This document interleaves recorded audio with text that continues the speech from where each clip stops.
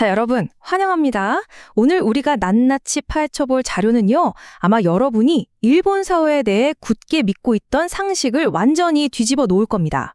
겉으로 보이는 모습 그 이면에 숨겨져 있던 복잡하고 충격적인 문화사적 역학을 다룬 흥미로운 문헌인데요. 과연 어떤 비밀이 숨어 있을지 지금부터 이 흥미진진한 해설을 바로 시작해 보겠습니다. 흔히 일본 하면 가장 먼저 떠오르는 수식어 중 하나가 바로 단일민족 국가잖아요. 그런데 오늘 다룰 자료는 시작부터 이 익숙한 신화를 아주 산산조각 냅니다. 사실 일본은 아주 오랫동안 사회 내부에 끊임없이 다양한 타자들을 만들어 왔다는 거죠.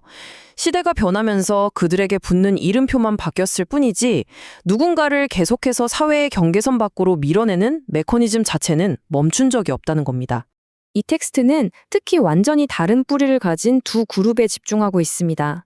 바로 일본 내부에서 역사적으로 오랜 소외를 겪어온 불황민과 식민지 시대의 아픈 배경을 가진 제일동포입니다. 기원도 다르고 배경도 다른 이 두 집단이 놀랍게도 같은 변두리 공간으로 밀려나면서 소름 돋을 정도로 똑같은 방식의 차별을 겪게 되거든요. 그래서 오늘 분석은 이 400년이라는 긴 차별의 역사가 도대체 어떤 사회학적 과정을 거쳐 진화해 왔는지 5가지 핵심 주제로 나눠서 시간 순으로 쭉 한번 훑어보겠습니다. 자, 첫 번째 파트. 부정이라는 종교적 개념과 혈통에 얽힌 에도 시대의 뿌리부터 시작해보죠. 이 모든 신분제의 근본적인 원인은 케가레, 우리말로 하면 부정 탄다 할 때의 그 부정이라는 개념에서 출발합니다. 육류를 가공하거나 시신을 수습하는 일, 사실 사회가 굴러가려면 누군가는 무조건 해야 하는 필수적인 노동이잖아요. 그런데 당시엔 이런 일을 하는 사람들을 사회를 오염시키는 부정한 존재로 낙인 찍고 철저히 격리해버렸습니다.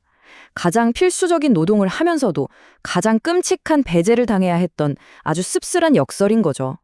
근데 여기서 진짜 치명적인 변화가 생깁니다. 처음엔 분명 무슨 일을 하느냐는 직업에 대한 편견으로 시작했거든요.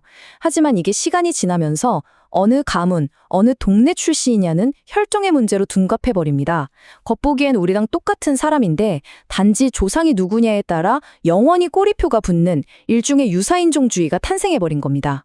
다음은 두 번째 파트.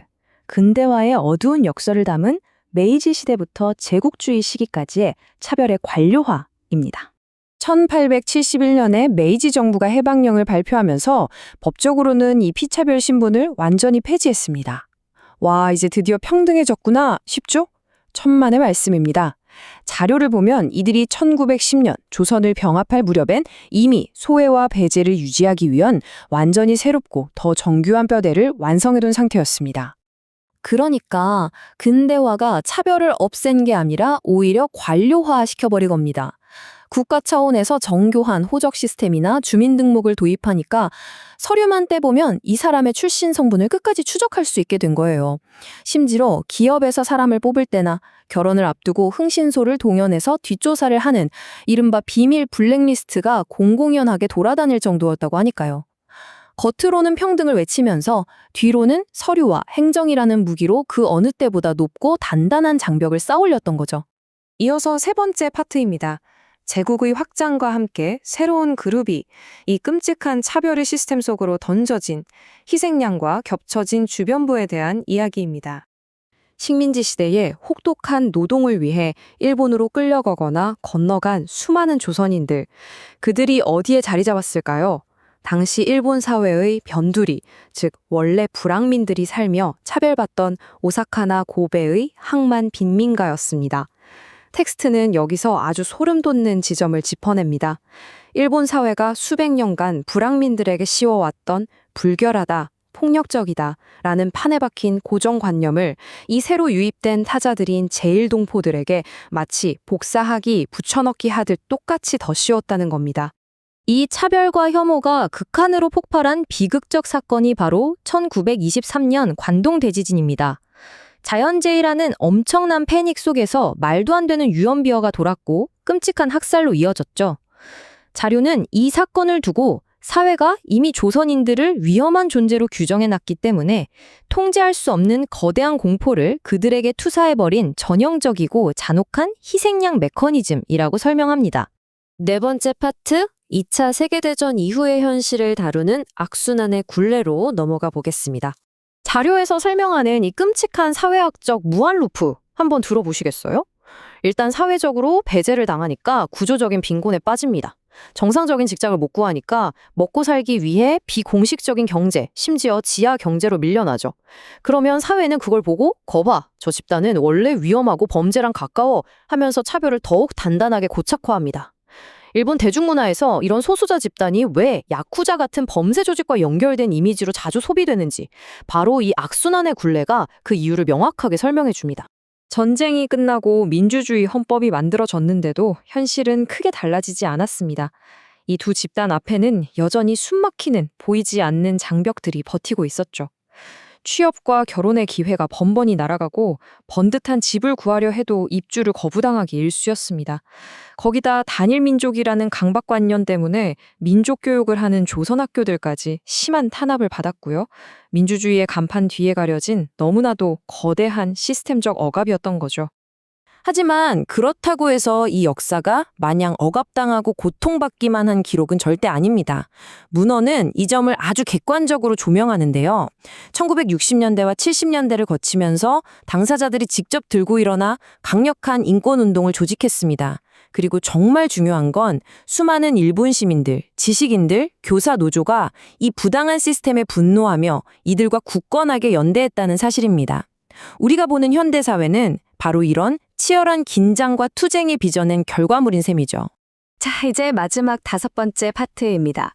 시대를 훌쩍 뛰어넘어 우리가 살고 있는 이 디지털 시대의 오늘날의 보이지 않는 선에 대해 이야기해 보겠습니다. 저자들의 분석에 따르면 법적인 신분제는 역사 속으로 사라졌을지 몰라도 사람들의 마음속에 자리 잡은 문화적 무의식은 여전히 펄떡이고 있습니다.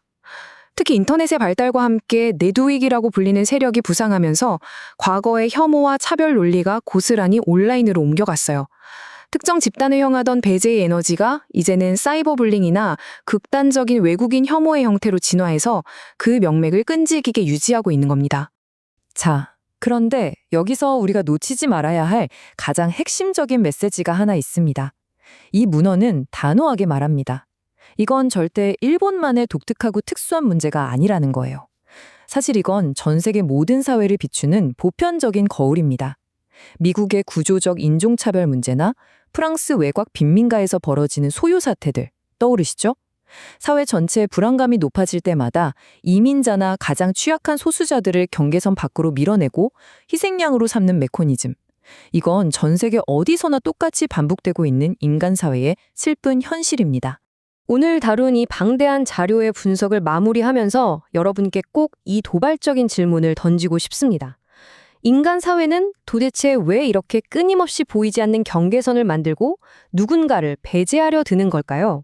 그리고 지금 바로 여러분이 속해 있는 그 사회에서 그 선 밖으로 조용히 밀려나고 있는 타자는 과연 누구일까요? 역사는 단순히 과거에 박제된 기록이 아닙니다. 지금 우리의 현실을 가장 뼈아프게 비춰주는 거울이죠. 오늘 내용이 여러분의 사회를 새로운 시각으로 바라보는 의미 있는 계기가 되었기를 바랍니다. 함께해 주셔서 감사합니다.